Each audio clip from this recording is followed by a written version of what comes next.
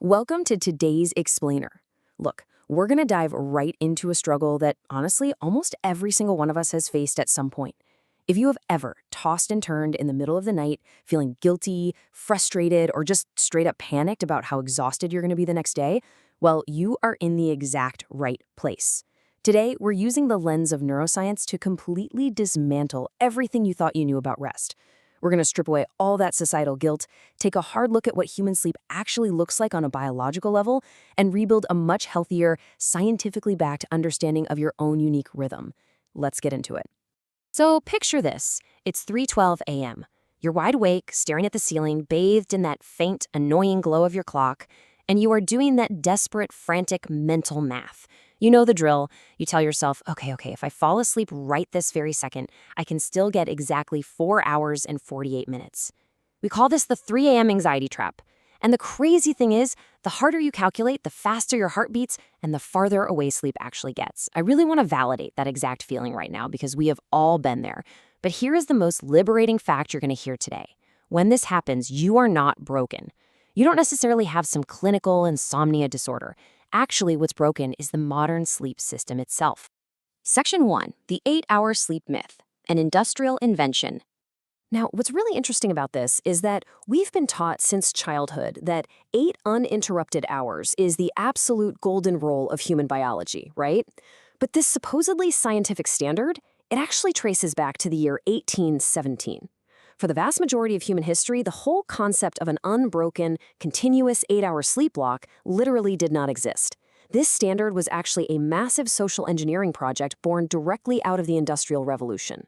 This specific slogan, 8 hours labor, 8 hours recreation, 8 hours rest, was coined by a British industrialist named Robert Owen.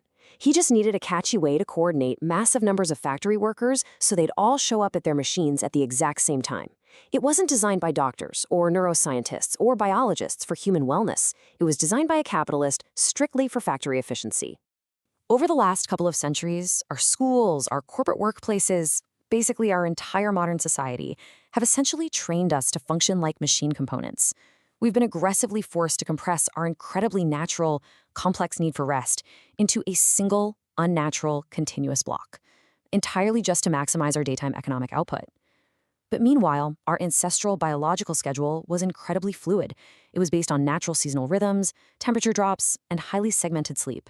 Somewhere along the line, we completely forgot that the continuous 8-hour rule was just about industrial convenience, and we erroneously started treating it like an absolute law of biology.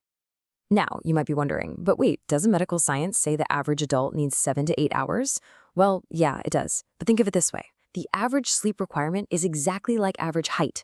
Let's say the average height for a man in your country is 5'9". If you're 5'4", or if you're 6'2", you aren't unnatural, diseased, or broken, right? You're just beautifully individual. Sleep requires exactly the same nuanced view.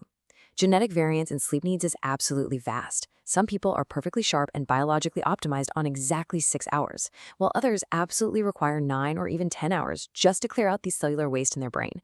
We really have to stop measuring our individual, highly personalized biology against an arbitrary statistical average. Section 2, human segmented sleep instinct. It's in our DNA.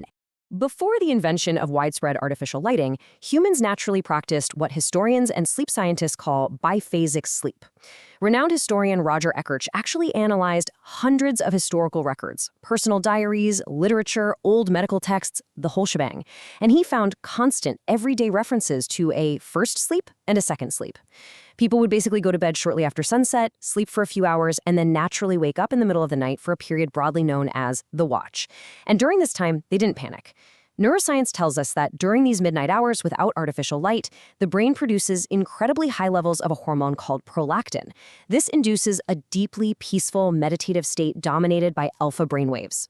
People use this remarkably calm period for prayer, intimate socializing, and highly creative work. In fact, William Shakespeare is widely believed to have conceptualized many of his greatest plays during these profoundly quiet midnight hours.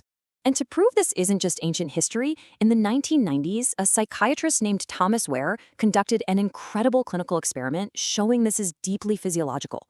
He took a group of subjects and plunged them into 14 hours of daily darkness for an extended period, perfectly mimicking pre-industrial life. The result? Absolutely astonishing. Deprived of artificial light, their bodies spontaneously and naturally reverted to this exact, ancient, segmented rhythm. They'd get about 4 hours of sleep, followed by 1 to 3 hours of quiet, peaceful wakefulness, and then another 4 hours of sleep.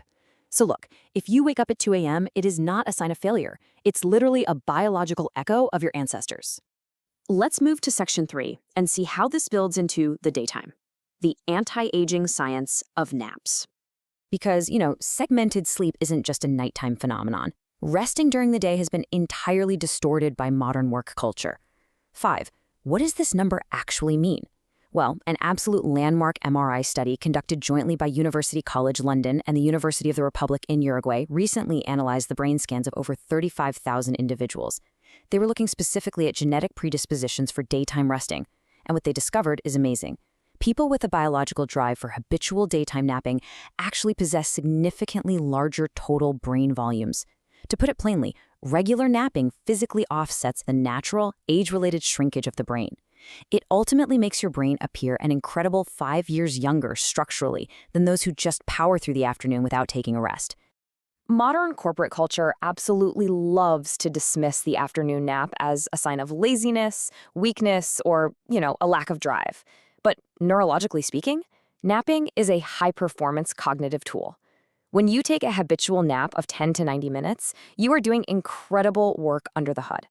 A 20-minute nap aggressively clears out adenosine. That's the chemical compound that causes brain fog.